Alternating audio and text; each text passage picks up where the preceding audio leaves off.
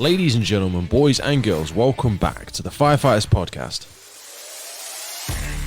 Today on the podcast, I welcome Andrew Kendell-Edwards, a police sergeant based in Derbyshire in the UK.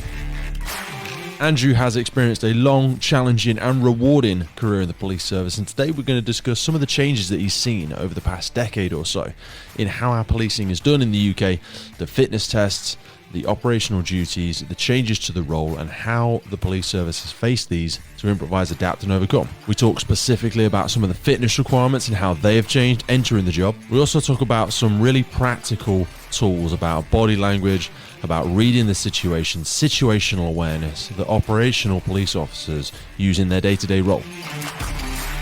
Once again, we are sponsored by the fantastic William Wood watches. Now, as we head into the end of 2020, CEO Johnny Garrett is preparing something fantastic for the new year. For everyone who has been part of the William Wood watches journey, there is some great stuff coming. If you don't know anything about William Wood watches, this is a UK-based brand. These are made from 100% recycled fire service equipment, once forgotten, now reborn. Each one of their watches contains a piece of history. William Wood was the name of the owner's late grandfather, and he served in the British fire service for over 25 years, winning commendations for his acts of bravery. The William Wood logo represents the side profile of the 1920s British firefighter helmet in dedication to his grandfather and the years of courage he showed in the service. Head over to williamwoodwatches.com and check out their beautiful collection right now. This episode's a really interesting dynamic, and it really gives a different frame of reference and sort of a different lens to look at the police service.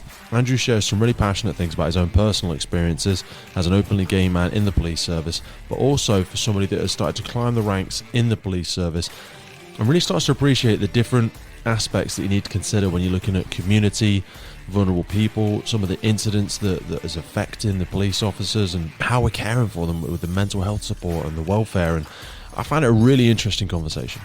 Thank you again for coming back to the Firefighters Podcast. I hope you really enjoy this one, and I will see you on the other side.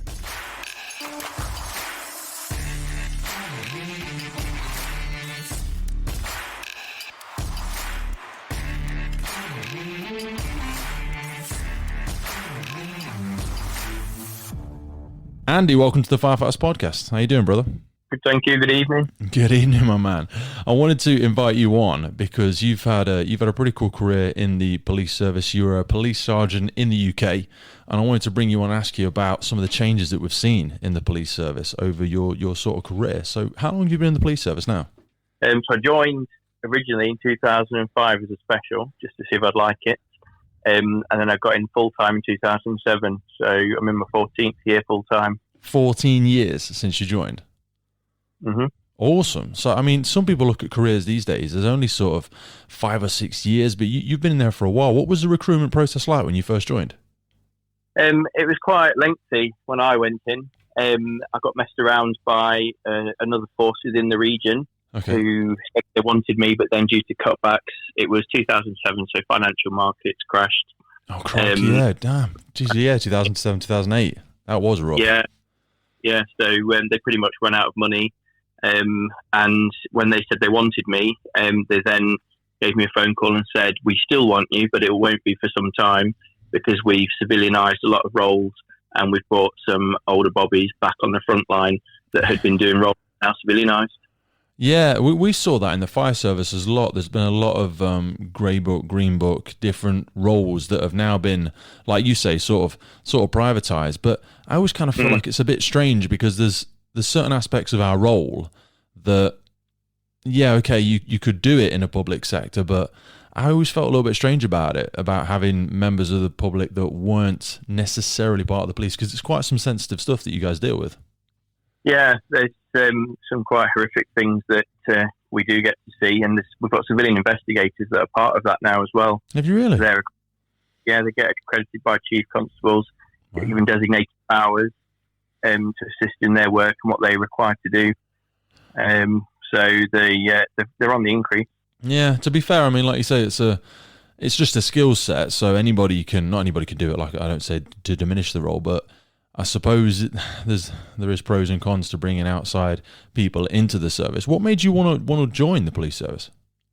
I've always wanted to. I joined quite late by comparison to some people. I was 26 when I got in full time, which looking at today's recruitment standard, is quite old. Is it really? There are now, because now it's all university driven. So our main recruitment is through people that have just got a degree or they're in the process of getting a degree. Do you have to have a degree to join now? They do now, yes. Wow. We've just finished our last intake, and they've just graduated out of their training school process. It used to be called Ipple Dip, where they would spend a number of weeks at headquarters training school. Yeah. They'd come out and have 10 weeks with a tutor. And when I did it, it was about 23 weeks at headquarters. 23 weeks? Mm. Wow, that is a long time. But now it's reduced dramatically. Technology's improved, so that's helped. But now the College of Policing, they made a decision that they want police officers to have degrees. So, I mean, it's definitely it's a trusted job, and obviously we want to have the right people in the job. There's been loads of stuff, and I don't want to get into any kind of talking about too much about stuff that goes on in the news, but there's been lots of attention that says, we want really high caliber people. These are the people, same as the fire service or whatever, that we should be defending and protecting our community. But you haven't got to have a degree to get in the fire service. I don't know if that's just because none of us are smart enough, but do you agree with the premise? Because way back when, you didn't have to have a degree to get in the police. There's pros and cons. I don't think it's something that's going to go away straight away. So we need to try it and embrace it first. And then if we find it doesn't work, then we can report back. I mean, you definitely get a higher caliber of people, but it kind of acts as a little bit of a barrier maybe to some people getting in, because degrees aren't easy to come by. It's a big investment in your own personal development to do a degree. And it depends what they've studied as well. I've got a very good friend who she's done psychology, and it helps no end. Okay. I'm forever for advice. Mm. It's quite interesting to hear it. We've got quite an age gap. She's in her early 20s. Mm. She's come straight from uni, and what she offers is fantastic. Yeah. It's a whole different perspective. So there are pros to it. Yeah, but then you've got to invest a lot in yourself for a university degree, but then does the pay reflect that? Because some people, I know people have this whole idea of an entitled culture and not an entitled age group, but you spend a lot of time in a degree. Do you feel like the pay, and I don't want to get too deep into that, but do you feel like the pay reflects that of a degree level student? I don't know. Well, I didn't go to university in this country, and when I did start university, I then decided it wasn't for me after a year. So in terms of costs, I don't know what the realistic costs are like these days. I think they're pretty crazy. I know it's a hell of a business to be in if you're getting university students in. I've got a couple of universities close to me, and it's still pretty expensive, I think. And we do say that like the probationer's wages now, I couldn't be a probationer these days. But then when we were probationers, it was all relative. Yeah. So we envied those at the top of the chain that are on the high pay scale, and we thought we'd never get there. But yeah. So what sort of personal barriers did you face when you were trying to get into the service? For me personally, I didn't think I could get in because I'm gay, and I thought you don't get gay cops, and how mistaken I was.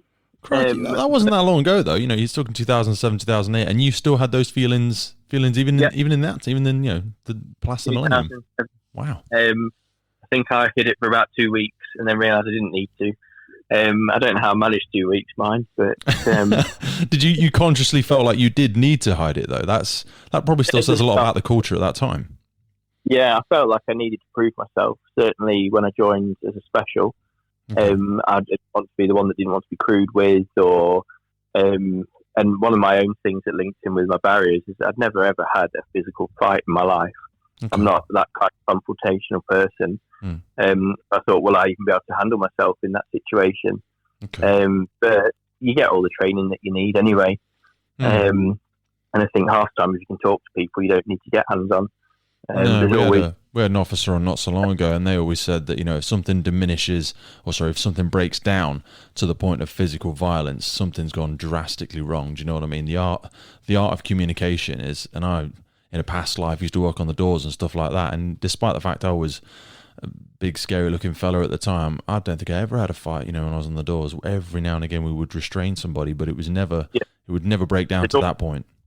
The one or two that can't talk to you because they're either under the influence of something, or there's an illness. There's a lot more of that's becoming more common these days. or if they're going through an acute behavioural disorder situation. Ultimately, it's medical, but I'd never been anything like in that kind of situation before. Yeah. So I think for my first self-defence session in knots, I was quite nervous. Like, what are they going to do to me? What we're going to be doing? Will it just sparring? What will it be? But it's absolutely brilliant. I loved it. What sort of stuff did you do? Was it physical restraint? Was it sparring? Was it grappling? Was it? There was a bit of that towards the end, but it's all on armed defence techniques. Okay. So generally keeping people back at a distance, spacing yourself out, all body posture, basically being switched on, being prepared. I've forgotten the name of what they call the technique now, but if you keep your eyes on, basically you won't get hit. If you've got your hands out towards your front and in your face, and you've got your eyes on, you're not going to get hit because you automatically will deflect whatever's coming your way. Yeah, just constantly parrying things that come towards you. I did some, it was CQC training, I think, when I did it, close quarters combat. And even though you call it close quarters combat, it wasn't really combat. I say it was a series of parrying and then clinching and then trying to release the person. Because also, we never wanted to be connected to the person. It would be a case of parrying them off and then re-establishing distance from the person. You didn't want to get held up and end up on the ground with somebody, because then it just gets messy. And that was another tactic they taught us as well very early on, was like, use your space wisely and make the most of your space, put a safe distance, a reactionary gap. Yeah. I'd never even thought of, and pay attention to their body language, because when you look back on body worn video now, you can see who's going to get hit where and when and how and why. Yeah. If you're switched on, ultimately there's going to be times where you haven't got the chance to get some space, but a lot of the time when there's an assault about to happen, on reflection, if you're not switched on, that's why you're getting assaulted. Yeah, there's a fantastic book, I think it's called What Everybody Is Telling Us. I think that's the title of the book. I don't know if you're into books at all, but it's so worth reading. It's a book entirely about people's body language and people's intentions and stuff like that. I think it's called What Everybody's Saying, it might be, and it's a really good book. I think it's quite an old book now. I don't know if you've ever heard of it. No, I've just read it's spear techniques that they taught us. Yeah. Called it. For deflecting things and whatnot. But there's certainly, if you switch on to people's body language, in all the instances in body worn, you can see people's tension, you can see them clenching fists, you can see the breathing change, shoulders in. Yeah. It's almost like a textbook drill that they go through. Yeah, you see the shoulders, and then I always used to see the positioning of a foot. When you see a foot turn from direct onto a right angle, it's like somebody's poising themselves to lunge in at you, and that was always, like you say, one of those. And you see it in your peripheral, because obviously you try and maintain eye contact. We're not going to get too deep into that, but I find it fascinating. Body language I love it, absolutely love it. It says so much about people, and I think so many people aren't reading what's going on in the room. Yeah, and then that was one of my fears, because I'd never put myself in that situation. Yeah. I'd never experienced it as a victim. So where somebody's physically going for me in that manner, it was all new. So that was one of the big things. So just the physical. Why was it you wanted? Because you say you wanted to join from a young age, and obviously, at what point in your life did you realise you were gay? I think I've always known. Okay. I think acting on it was late teens. Mm-hmm. But I had a very, very strict upbringing, and my view of the world was very sheltered. And I'm quite grateful now, because at the end of the day, I was allowed to be a child. Yeah. But during my childhood, I go to a lot of families now where the children are forced to grow up because of the situation the parents put them in. And they've developed a culture of it's always somebody else's fault. Yeah. And that's what they're growing up with. But for me personally, I didn't know. I knew it was different, but I didn't know what it was. I was much older, and my dad was in the Air Force, so he left the Air Force in the early 90s, so times were very different, certainly for the police and the Air Force back then. So my dad had quite a fear for my safety when I came out and when he realised. Okay. So everything that happened in that respect was based on his poor experiences, or his experience of what he saw in the Air Force. Yeah. If somebody was to be gay or suspected. Yeah, So but there's a lot of strong cultures for better and worse. I think the military's hopefully in a different place than it once was, but yeah, that's sometimes where you hear the horror stories, and you can appreciate that as a parent why you had that sort of fear. he didn't want me to go through that. No, absolutely. And I'd always want, and going back to career-wise, his friends, when they left the Air Force, they joined the police. And then through that, they were, because of the way policing used to be when it was in neighbourhoods years ago, more often than not, there was one of his friends in the house or one of the local bobbies in, either watching Sky, just having a break or having a brew, that kind of thing. It was nice back then, wasn't it? Because you knew the local Bobby's name. Do you know what I mean? Yeah. And you could. There was a lot. It felt, certainly to me personally, again, it's only our personal thoughts and feelings and stuff. It felt certainly more like they were a community Bobby, for want of a better description. Do you know what I mean? You knew names and faces, and I feel it actually gave a better, with all due respect, a better level of policing as well, because you had more of a finger on the pulse of the community. Well, when we saw a police car, we knew who it was. We knew it would be Steve or John or Baz or whoever at the time. We knew who it was. It'd be one of the three waving back. It was very rare that we didn't, if you saw one, that you didn't know who it was. So that was just the sign of the times, I suppose. But we do still focus on neighbourhood policing as well. Of course you do, but it's hard because of the numbers, isn't it? To be able to spend any credible amount of time with people is some of the hardest part. I love what you said about the different aspects of children being sort of forced to grow up, because I've got 3 children. And do you find that the role humbles you and sort of grounds you, reminds you to keep perspective on your own life? Because I'm just talking my personal, you go into some properties and you're like, wow, it's just crazy. I've been in life, in my upbringing and the choices that I've made. So the crossroads, I've lost friends. I was the boring one. I was too scared when it came to things like ecstasy tablets in the 90s. Just at that I finished school, I didn't want to be the one whose grandma or nan has to be told that he's taken a dodgy pill. I was petrified of the idea. So I was the boring one. So hey ho, that's your friendship circle. And it's just the natural path in life. So you make decisions. I've made the right ones, fortunately. I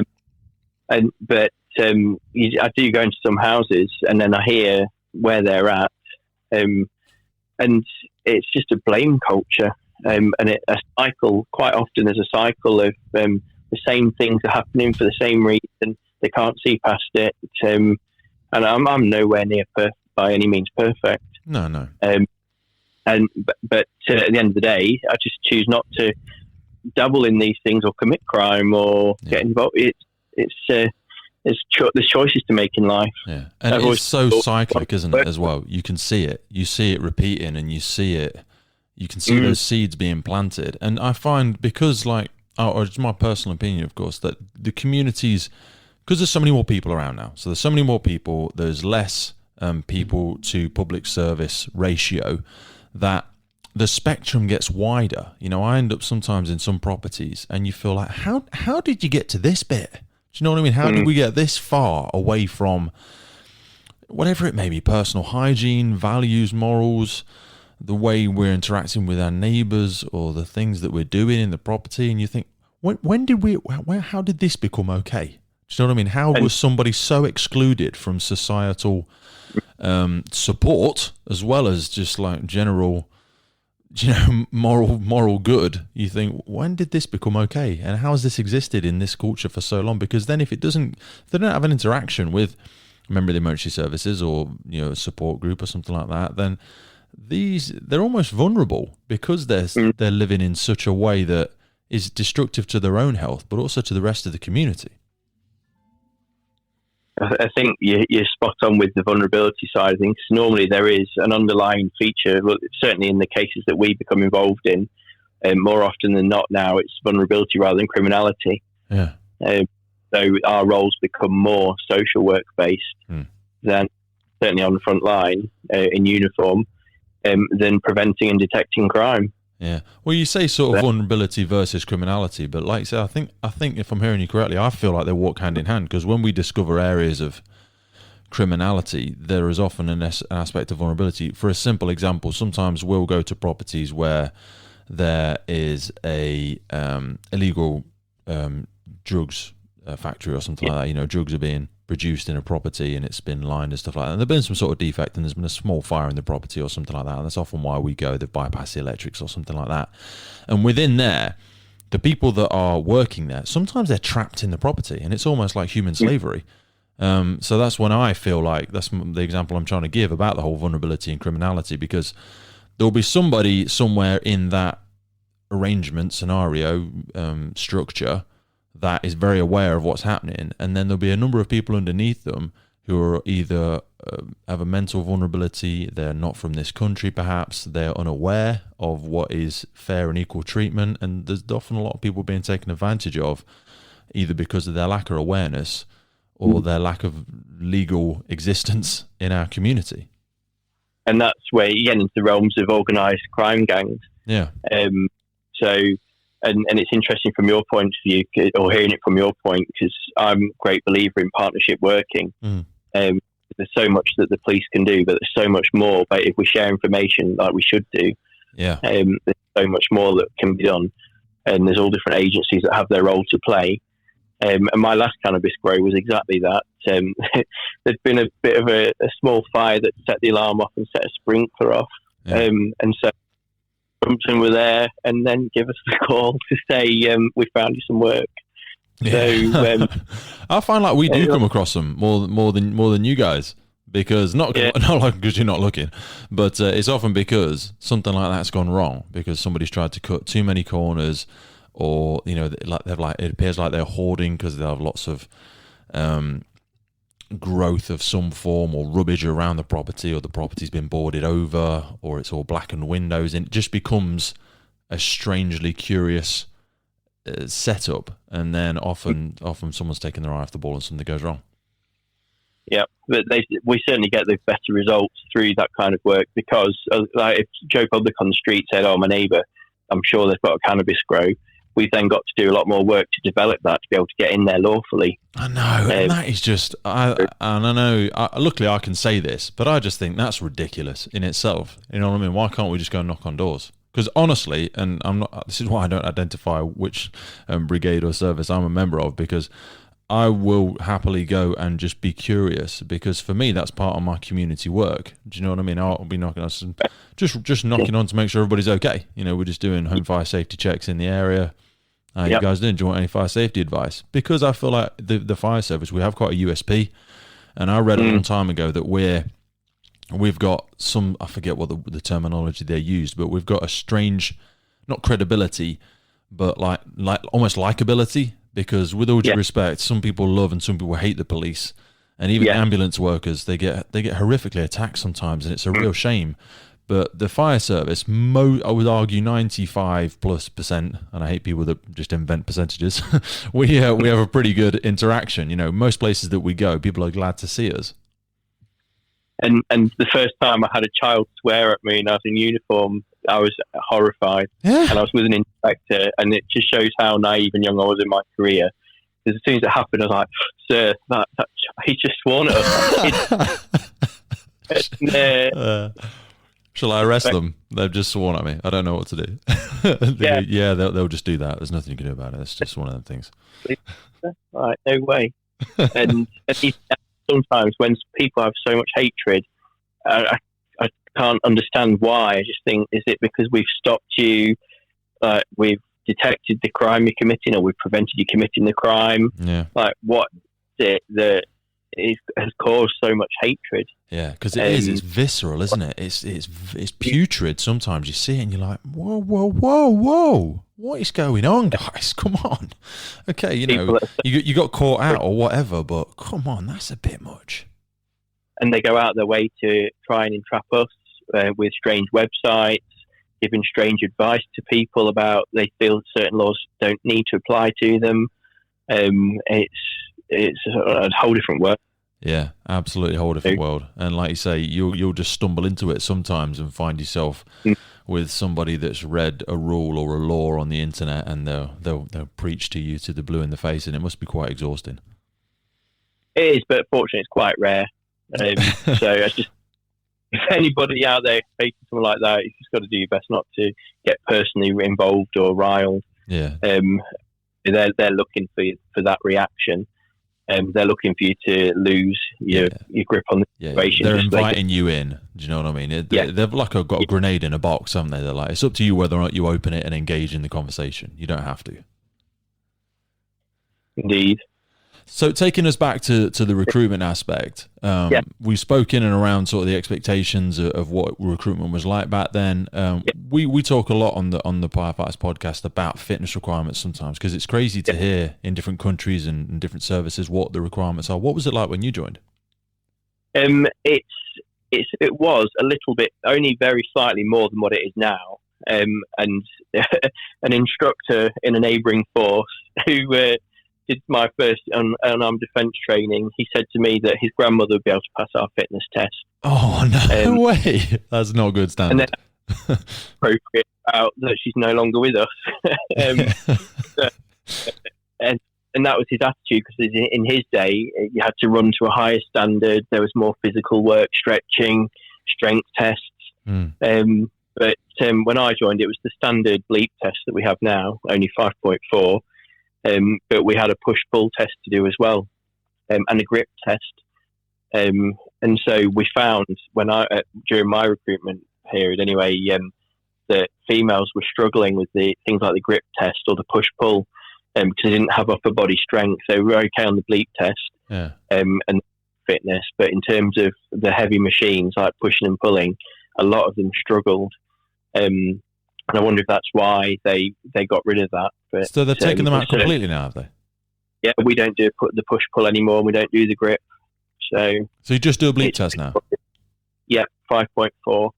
Really? And I'd read up on what it was about when I joined. And at the time I had a Labrador, so I'd go out and he was crazy, full of energy. Yeah. So I'd go out and do... I've never been running before, cross-country, anything in my life. So... I started doing stretches up and down the canal, and between lampposts, I'd do some walking, some running, some sprinting, just things like that to build up some pace and stamina and be able to do it. And it wasn't at the time. It certainly wasn't difficult. Why have they taken them out? Why have they taken the other aspect? Do you think? I mean, obviously, it's a very personal opinion, but do you wish that we had them? Do you think they're necessary? You know, because I don't care if you're black, blue, tall, short. I'm not really interested, but I do feel as the protectors of our community, you should want to be fit and strong, just for your own safety as much as anybody else's. If you Google the Northern Ireland Police Service fitness test, it's brilliant. It's like an assault course almost. It's not quite, but there's things like there's a distance to cover. There is like a drag, a heavy object, push object, climb a wall, is in a small wall. All the sort of things you'd expect to be doing at the end of the day or you'd be expected to be doing on a quick blue light run to like a burglary in progress or chasing some. It's in keeping with what you'd expect, whereas the current, just the running itself, I think they could do more than just a run, because we do more than run, and technology's there nowadays. We know people. We don't always need to run. So why is it so much? I mean, obviously there's been a lot of unrest over the years in the area of Northern Ireland, so I imagine it's fairly tough shift if you were a police officer in Northern Ireland. But you know, crime doesn't have any preferences. It exists all over the world, certainly all over the UK. Did they remove them just because people were struggling, or have you ever explored as to why they feel it's not necessary? No, they're also routinely armed as well, whereas we're not. So they've got a whole different culture, really, and a whole different attitude probably to the service. But I think it's something we could easily adapt over here. That level of, I couldn't see why that would be a problem. It has changed in my career that you have to do this fitness test annually. Yeah. In itself exposes other issues, because we're all human and we're all getting older. Yeah, absolutely. When I'm 55, am I going to be able to do that fitness test? There are people that are that age and older that are smashing that fitness test. Yeah, absolutely. So 5.4. everybody suffers things in life. Whether I've had an injury on duty that resulted in a broken wrist. So no doubt my grip test with my left wrist is not going to be like it was when I joined. No. Because I did tendon damage and had to have them reattached and put the bones back in place. Correct. What was the injury? What was the incident? I'd gone to a new station and we were backing up a crew that were having difficulty arresting some young lad. All his family were there saying, "You'll need to get past us first." Oh, that's great. But unfortunately, the lad that was there, he was very new in service and probably not as switched on as you'd expect somebody with a bit more service. And there was a colleague that I joined just after with me as well, that she was certainly switched on because we were able to do the knowing look about when we're about to get hands on and when it's going to go. Yeah. And so it basically took hold. And then as I had hold of this guy that was arresting, somebody jumped on my back.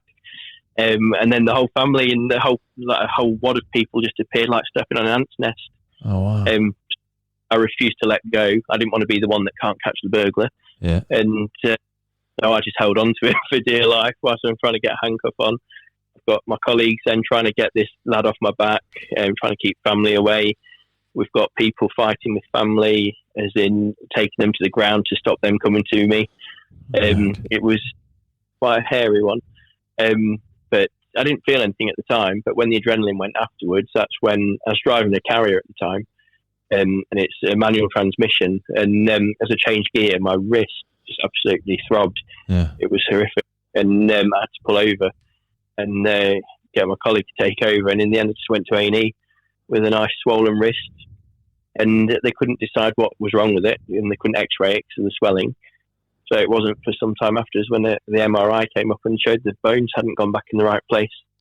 Wow. So, and the bits in the tendons, whatever, were a bit disjointed to where they should be with the bones and whatnot. So, I mean, there's obviously lots of physical ramifications there, but that sounds fairly traumatic just from a psychological perspective.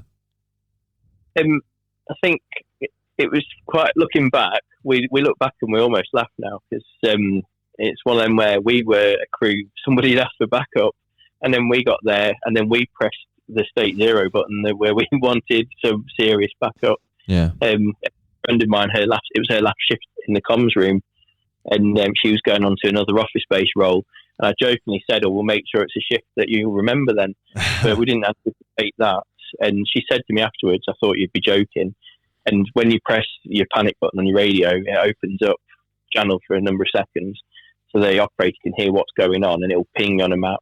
Yeah. For everyone to hear. She said all you could hear was shouting and yelping and people swearing at us, and she said it was chaos. Yeah. And we were already in a van that had backed up the first crew. So it was pretty much every man and his dog, every available cop. How are you supported in terms of trim? Because you were talking about more shared working and stuff like that. One of the best things I've seen about some shared working that I've been doing with the police in probably the past 18 months is some of the trim practitioner work, some of the traumatic incidents that people attend. Was there anything like that when you first joined? No. And we had a murder in Derby, and afterwards it was very, very horrific for my shift. And the commanding officer on duty came in and she walked in and just went, "You're right?" And we're like, "Yes, ma'am." And then she walked through to the inspector and that was that. But that was a turning point because since then, and certainly since 2017 onwards, we've had trim. And when we've had other significant incidents and headline hitting incidents, everybody's been looked after and they've been looked after properly. If ever there was an example of that's not really what to do, we saw it for ourselves. But that officer since retired. And now they are extremely good in looking after us. I've had my own incidents where they've been quite grim and I've done referrals for my staff. And similarly, then I've had my boss checking on me. And then I've had the phone calls that clearly the referral's been made just to see how I was afterwards. A fatal RTC was quite horrific recently. Yeah. This year, last year, we had a young lady decide that she couldn't cope anymore and she went out in front of the train. So that one was quite gruesome for the train crew and for her family. But for the cops that I were with, they were quite well seasoned and experienced, and they just got on with it. And BTP came along and did what they do really well. So for anybody that's unfamiliar with it, I mean, obviously we're talking quite openly about what trim is, but we're honestly kind of catching up with it in my role in the fire service. I feel like we're a couple of years behind you still, because you guys attend lots and lots of incidents, but a lot of what we attend, we obviously don't go to as many jobs as you guys do, but the jobs that we do go to tends to be a lot more trauma. Yeah, but I feel like we're a little bit behind you still. I would have said it's probably the other way around. We're playing catch up, and to be fair, I think by the sounds that we have caught up very well, because I had an input on it recently, and they recognised the need to identify early signs of PTSD, significant trauma. Everybody deals with things differently, and it was about assessing how people are coping, if they're coping. Making sure there are support mechanisms in place, and not just the old just get on with it type attitude that we've seen from years ago. I was going to say that's how we end up losing staff, and people leave, and unfortunately as well things manifest, and we lose staff because they end their lives. That's an issue that affects cops and emergency service workers around the world. So, there's been great recognition of that it's not acceptable. We need to be doing everything to look after ourselves and our people. Because that's what we're about. Have you seen a big change in the mental health support that's within the service? Because I know that's definitely something we have been very, very, very intentional about. Yes, everything now is welfare focused, and quite rightly as well. It's quite literally all about welfare. If you haven't got people that are looked after, or they're not feeling right, how are they going to perform? How are they going to do their job?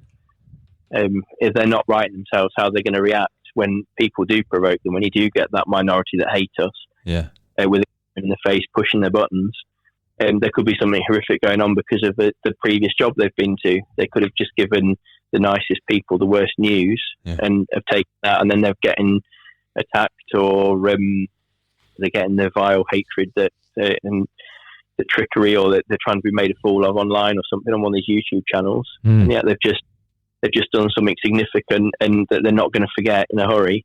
That's going to have a massive, long impact on them and the people that they've tried to help. It's going to be a massive, massive impact. Certainly from, like you say, the mental health. Because when we say attacked as well, it's very rarely ever, I think, physically. Obviously, that does happen physically, but it's the emotional side of it. More so, I feel like, than the physical, because that's the bit you can never quite escape from.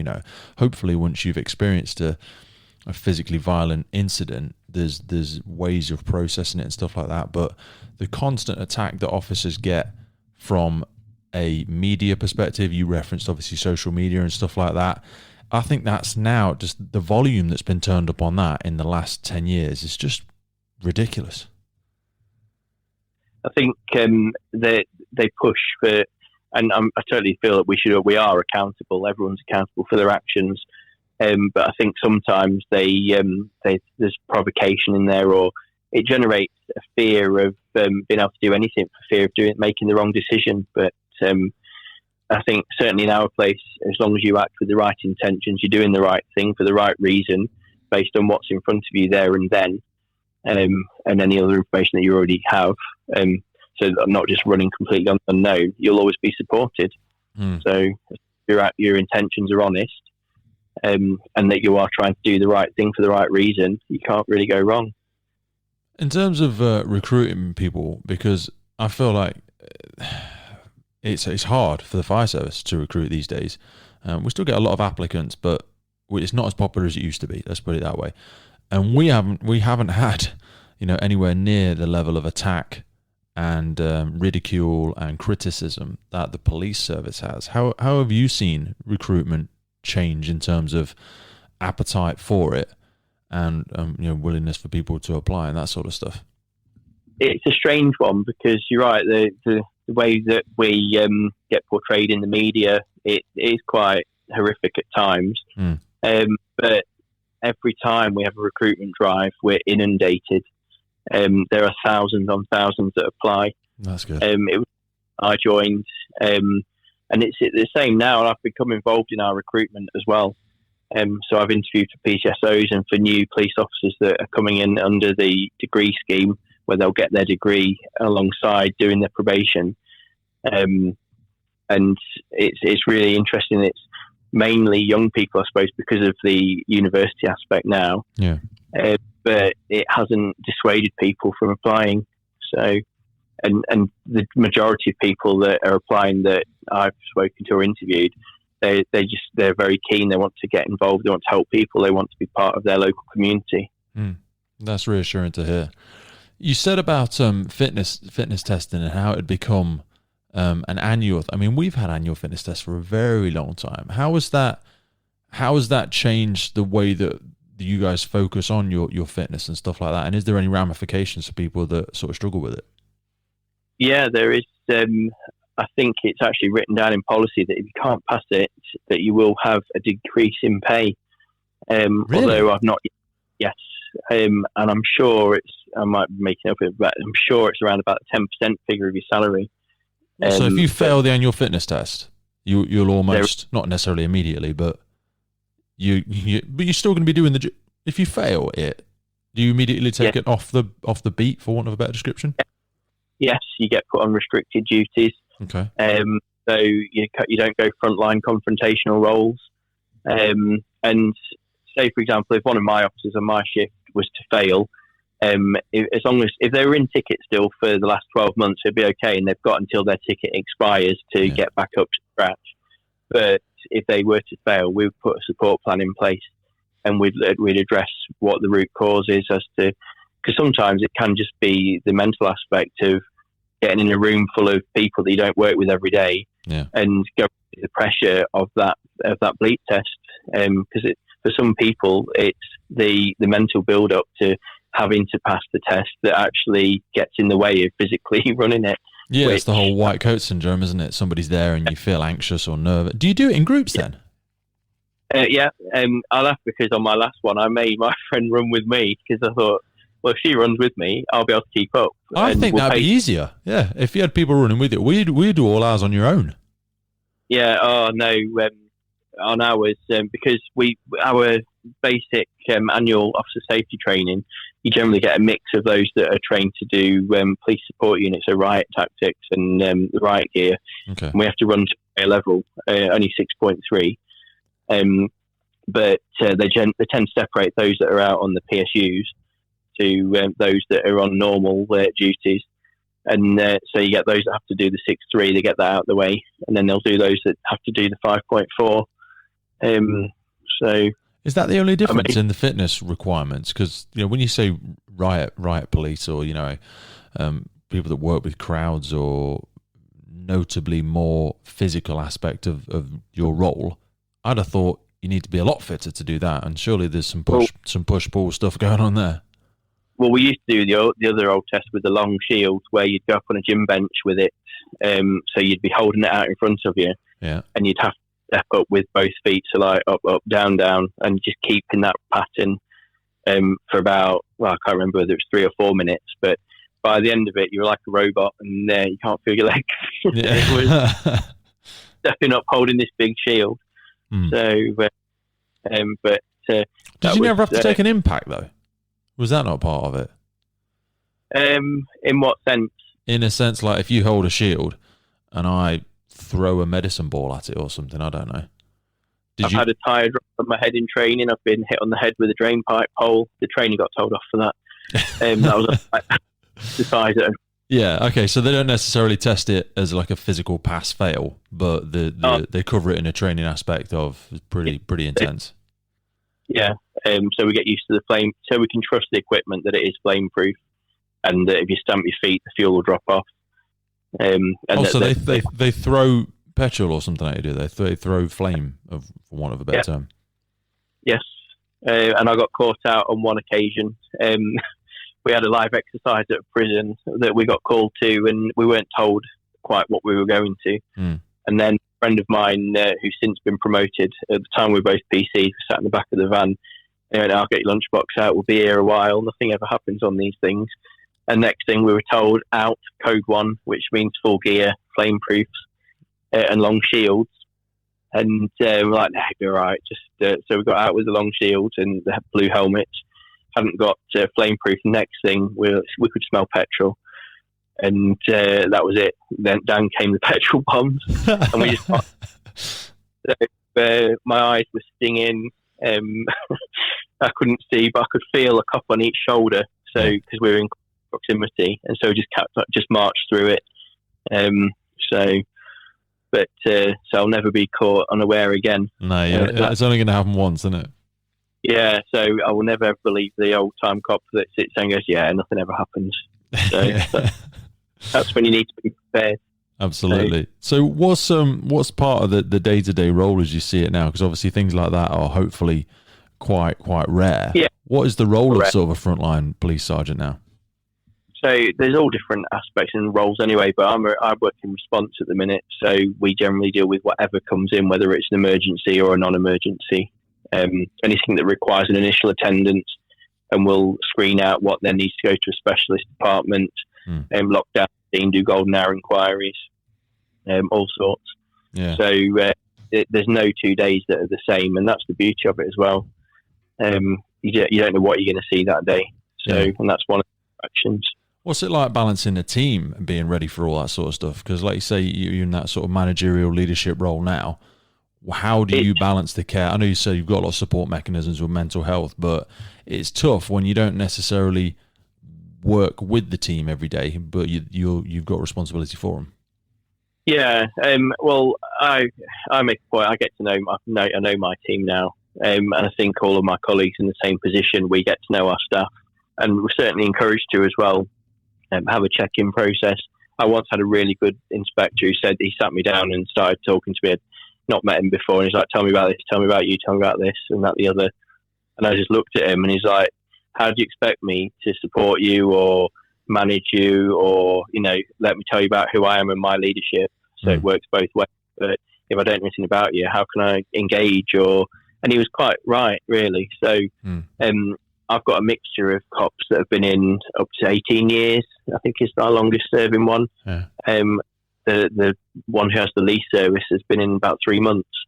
Wow. So we've got every kind of experience going. We've got people that worked on specialist departments that have come back to response, people that want to go on to specialisms.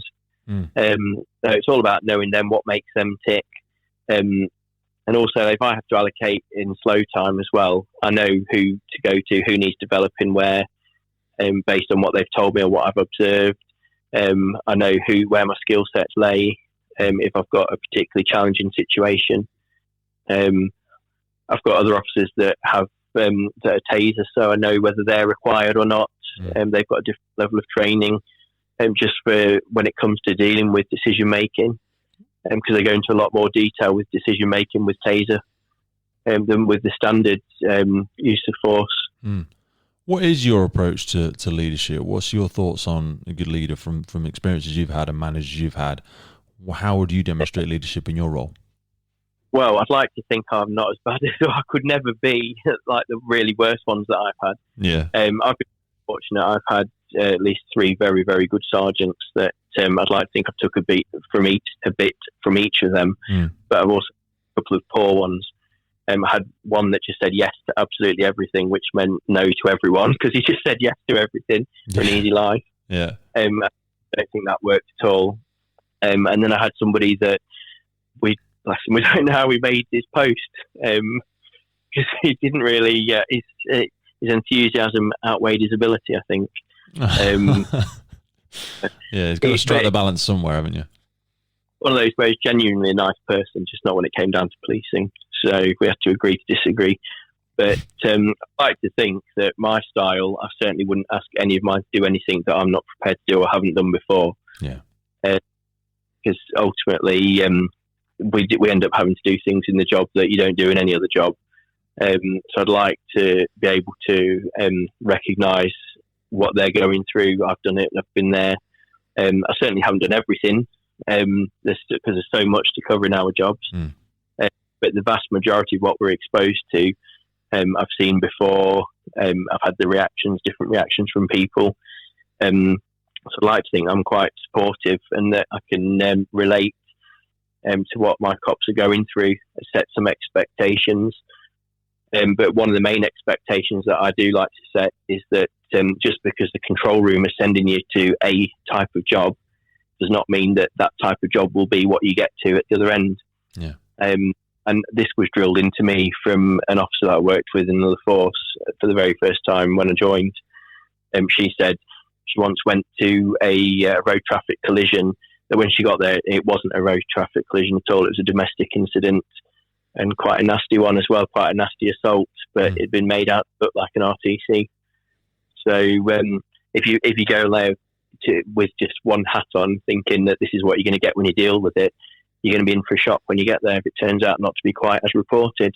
Oh yeah, I'd imagine we see it sometimes, but I imagine it's very, very, not very, but I imagine it's a lot more common in your role, because people often don't. Somebody will want you there, and somebody definitely doesn't want you there. And everything is rarely as it seems, I imagine. Exactly. And so you could turn up and then people try to minimise, downplay things, or outright lie and say there's no need for us to be there, when actually there's a massive need for us to be there. What sort of training do you get with that? Because that is a really, really challenging. We're talking about, building rapport quickly there, and we're talking about being curious, but trying to balance that with maintaining communication before things break down. What sort of training do you have with that, and how have you developed your style? It comes down to the old always check, believe no one, challenge everything. But then you have to get that fine balance of don't become cynical, or not everybody out there is out to get you. Not everybody out there is bad. Yeah. And ultimately, we're only seeing a very, very small percent of the population doing really horrific things. You don't get love ringing you to say nothing's going on, just have a brew. Yeah. So yeah, you have to remember that's the case. But how do you maintain a positive mindset when you when you experience so often the lesser, moral value that's in the community? You experience the worst of us at times. How do you maintain sort of that optimistic attitude that there's people worth saving out there and there's people worth fighting for? Yeah, well, definitely these days we talk about it a lot more. In the old days, it was canteen culture, and you laughed about it, and if you couldn't laugh about it, then they assumed there was something wrong. Okay. Whereas it's all the welfare care we get, that's completely different. But we do talk about it. We do vent if we need to. We discuss what's just happened. We'll have a proper debrief if necessary to say what's gone well, what's gone wrong, what are we going to do different next time, or what could we do differently next time if we identified anything that didn't work as well. But we also recognise, like, when people do really well at a job, there's a lot of emphasis on that. I wanted to ask you about acknowledgement. Yeah, is that something that's gotten a lot better? It's something we're certainly, just in my own team, we're trying to get much better at. I feel like as a culture, we don't really acknowledge and celebrate each other very much. I don't know if it's a British thing, but I really want us to get a lot better at it. Yeah, and we are. And I think that's one of the issues, where you can lose sight of what you've actually done today. I think for us, because we see it every day, the impact of the uniform has lost its significance. But for people that don't have that involvement every day, that do need us, and that do ring up and they are in their moment of need, sometimes just the presence of that uniform means so much.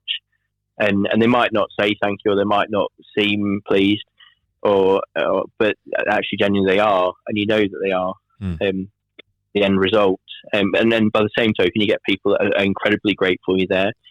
You get it both ways. You get people where you simply cannot detect their crime, but just because you've been there and listened, they are so grateful for that. Then there's others that they get you there, and they expect the offender to be hanged, drawn and quartered, pretty much. Yeah. And anything you can recover the property, but unless that person is sentenced to something horrific, they're not going to be happy. No. So I think it's about recognising when you have done well, and acknowledging the success. Because almost the work's never done as well.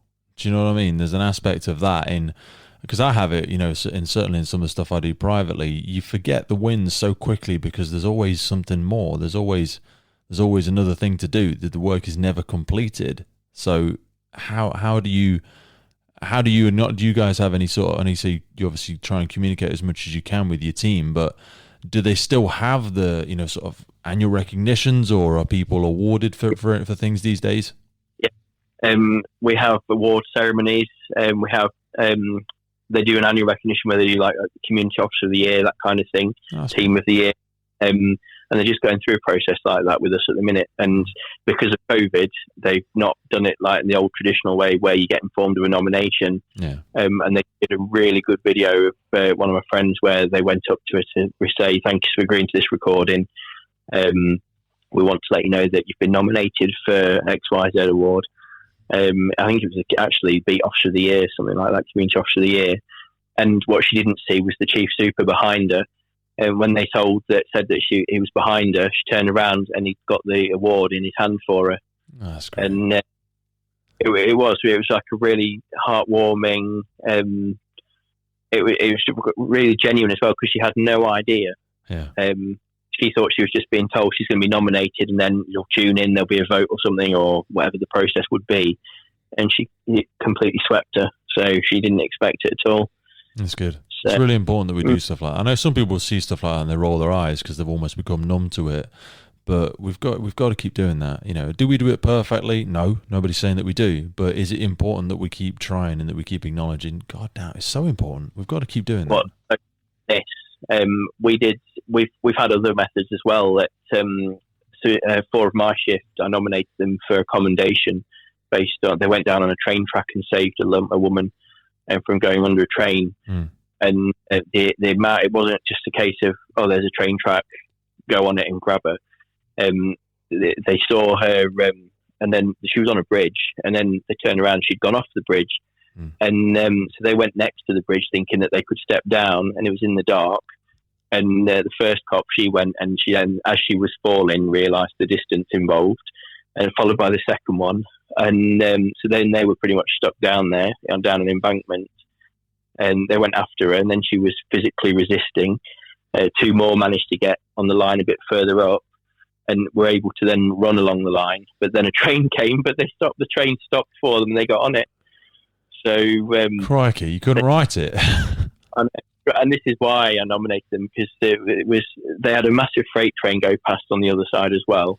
Luckily, it had slowed down, but still, when as they were trying to drag her and stretch her away, she's stretching her feet out across the tracks, trying to get near to where the trains are. When this train was, so she was still putting everything and all her energy into getting under that train wheel as it was going by. And I think for the first 2 that got there, when my other 2 got off the one on there, because it was 2 sets of tracks on their line, I think the relief must have been immense for them, and they managed to haul her up onto the train and take her onto the next station.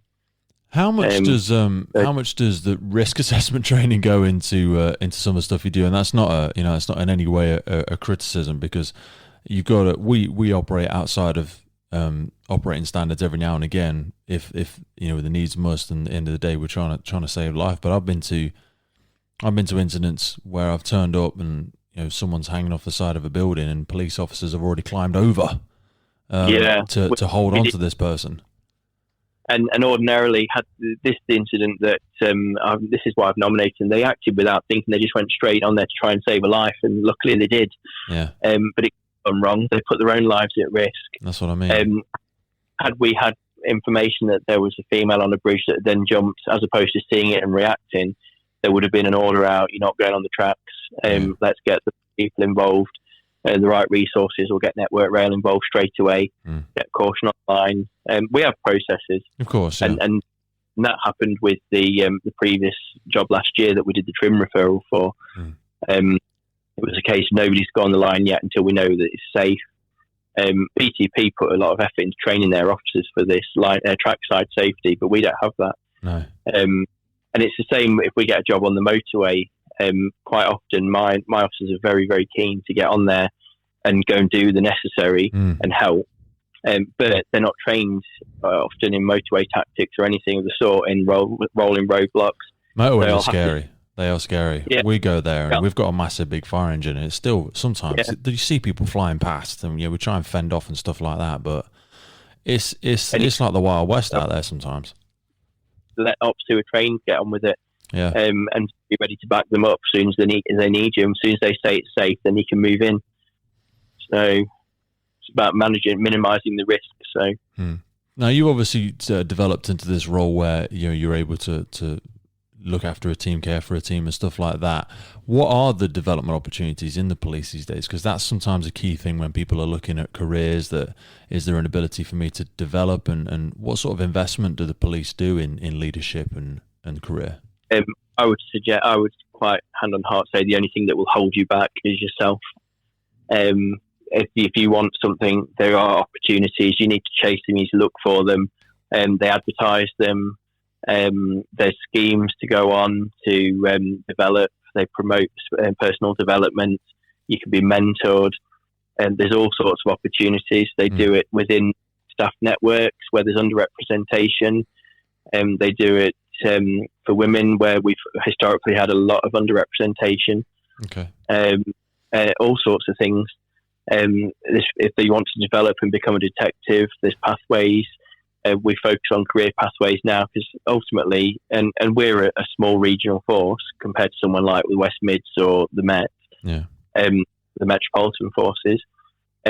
We all do the same job, but ultimately those bigger forces have so many different teams and arguably more opportunities, but yet we do the same work. So if it's something you're interested in, I'd say go for it, absolutely, because we've got specialist departments. We need to fill those specialist departments.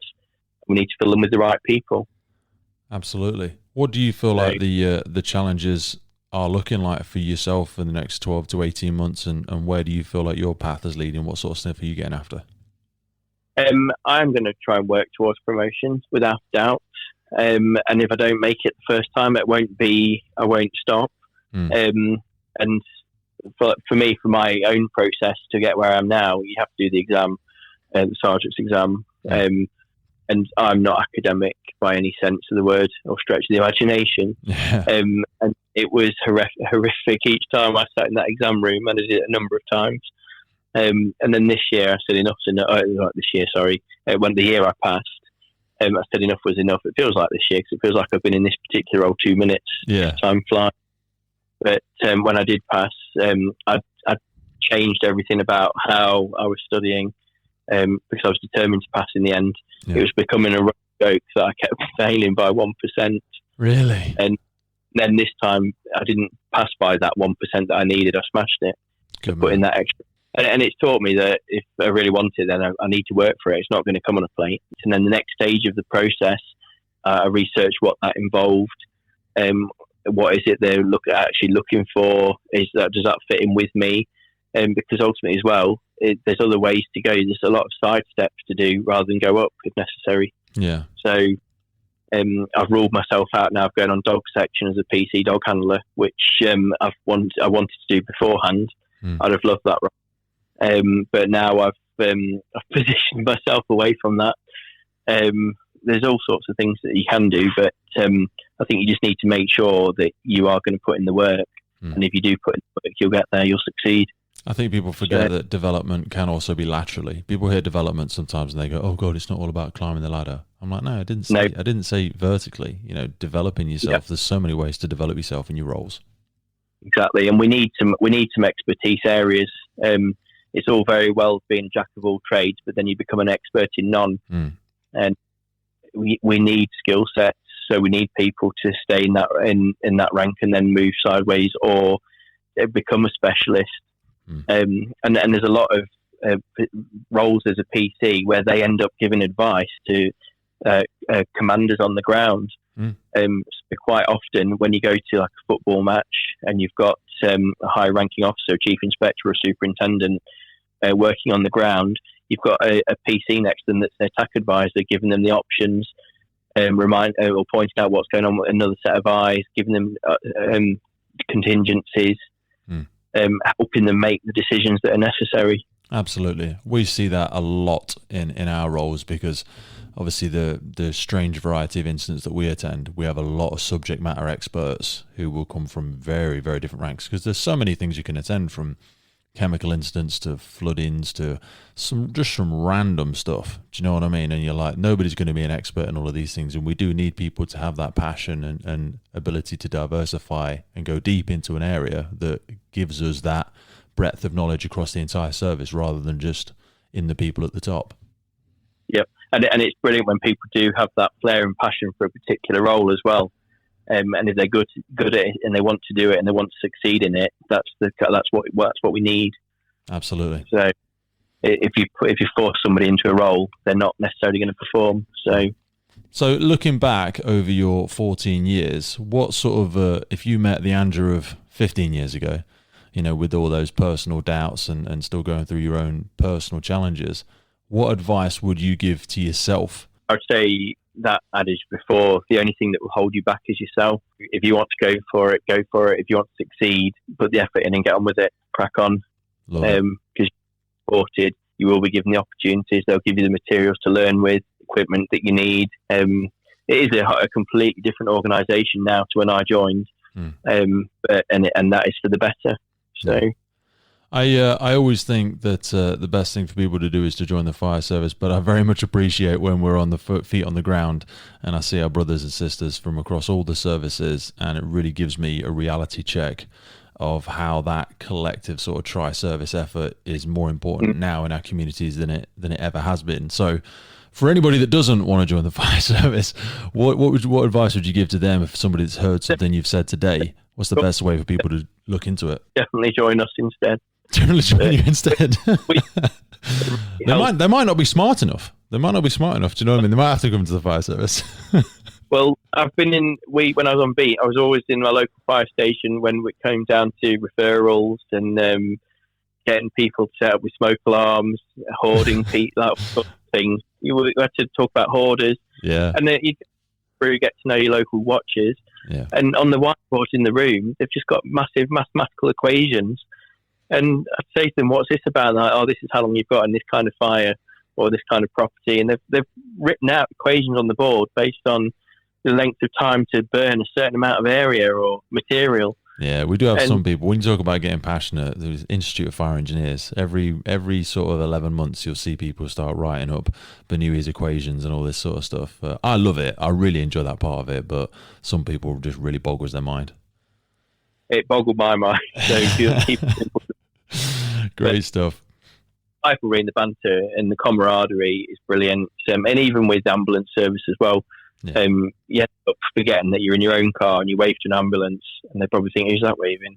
Yeah. But I always do that. I think COVID and everything like that, and I know it's been so challenging for a lot of people, but I've actually felt a lot closer to ambulance service and to police service because we're almost definitely on the same team, and it's been really challenging for a lot of the emergency services. And we're going to more and more where we're all required, and with JESIP as well. Yeah, it's played a massive part, and we are relying on each other more and more. So, and we should do. We should feel comfortable in that. Andrew, I really want to thank you for coming on, my man, and sharing those insights. It's very rare that I get to hear such level of detail into some of the great work that you guys do. So thanks so much for coming on today, brother. Thank you for having me. Well, there we have it, folks. Andrew Kendell-Edwards. Such a pleasure to have Andrew on the podcast. I love how he spoke about all the challenges he's overcome, especially with he doesn't feel like he's academic. He's had challenges with leadership. He's had challenges with accepting himself and accepting his role, and how we can really leverage his own, best strengths within the police service. I also love how he spoke about, no matter if he's going to keep getting the no's, if he keeps having setbacks, he's always going to push himself. I found that really inspiring.